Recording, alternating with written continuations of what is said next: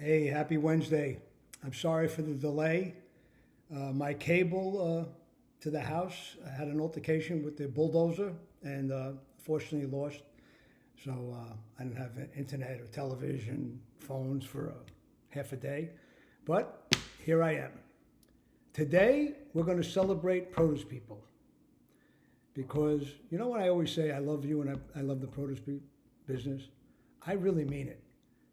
Produce people are just different. They're resilient, they're survivors, they've seen many changes, and nowhere has that been more evident than as we went through this COVID 19 virus, right? You saw companies that their whole business model was based on restaurants. Restaurants closed and they changed their business models. Why? Because produce people are survivors. You know, it's just, and I'm not just talking about produce people in the United States. You know, I travel all over the country, all over the world. I love meeting produce people, and we're all the same, you know. And if anyone ever,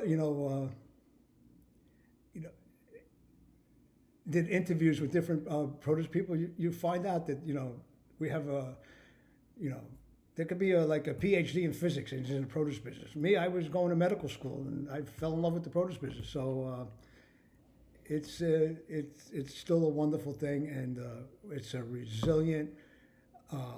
We, even we'll even help our competitors. I put two links in today's posting, and I want you to read them. They're about the Hunts Point Market. For those of you who don't know. I started my produce career selling produce on the street corners of Manhattan with a push cart. I was in that Hunts Point Market for over 40 years. I have lifelong friends there, and it's just a wonderful place. Now, from an outsider going in, it looks like a hard place, but I want to tell you, the people of that market give you a shirt off your back. And we're going to talk about one of them today. And if I get a little choked up, you'll understand why. One of those videos is about Steve Katzman. Now, a little disclaimer. Steve Katzman is one of the owners of Top Cats. He also owns Katzman Berry, and he's a lifelong friend of mine, over 40 years. And I could tell you, real friends, there are friends that are always near you when the champagne is flowing. But the real friends are with you when the champagne stops and maybe you need a glass of water. Steve Katzman is that kind of guy. You can see in this video the people he helped, but I have to tell you, I can't count the amount of people this man helped and never brought it up. That's just the kind of guy, and yours truly, he's helped me many times. So. Best man at my second wedding. That's my dog barking, but he's going to have to wait for me to finish. So you got to listen to the video because this is a great man. And his father before him was the same, they came from the same cloth. Steve Katz will help competitors. This is just the kind of guy he is. So, Steve, thank you. And maybe everybody else is going to know what you're all about. Okay, let's talk about markets because, that's another thing about the produce business. I find markets reminded me. Have you noticed that we've run out of everything except fresh produce? That is a testament to our industry. Produce never ever stopped. In fact, we had so much that we had to dump some, which was a tragedy in itself.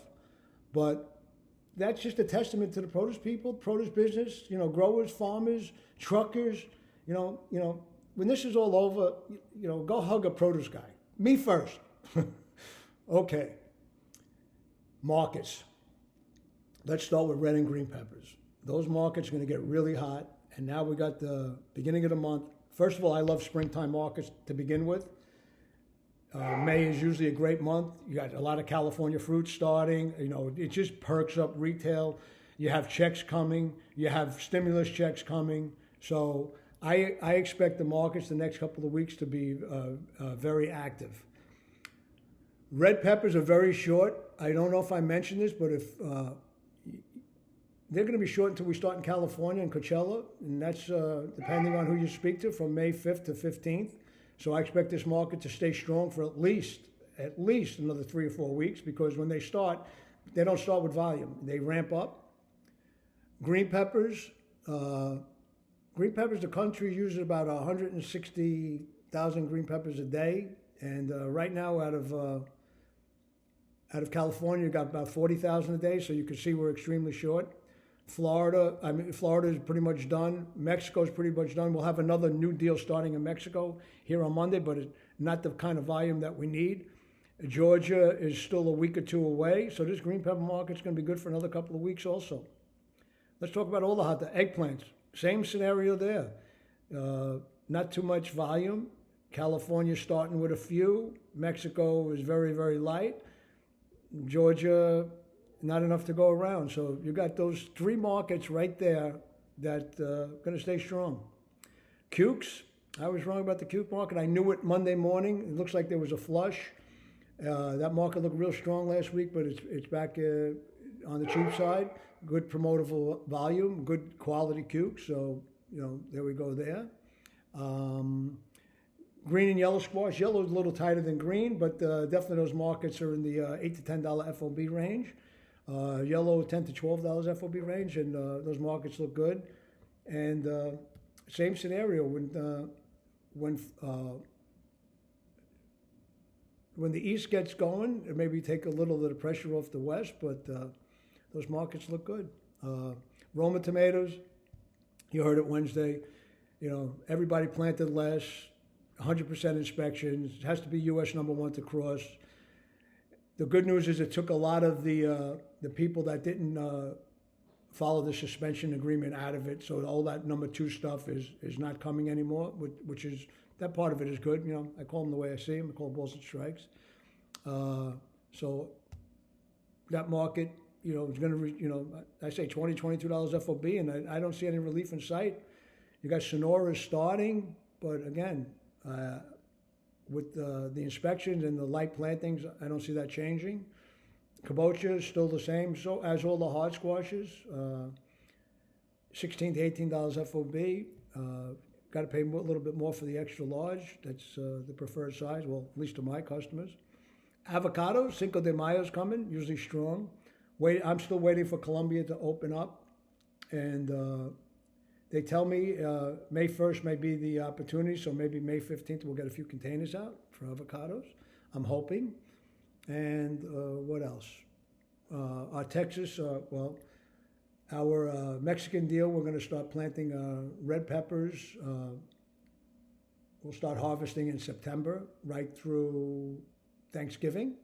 So just the red pepper king needs more red peppers, so we're going to grow our own. Kabocha also. And I think that's it. Again, I'm sorry. I couldn't help it. And have a great day. I love you. I love the produce business. I love the people in the produce business. Share your comments. Tell me what you think. About resiliency. Those food service guys, those box programs, I think are really taking off. Again, I think retail, you're going to have new competition. You better listen to Paulie's Produce Manifesto and change your tune, and because these guys are definitely going to cut into your action. So that's it for today. Love you. Take care. See you on Sunday. Bye.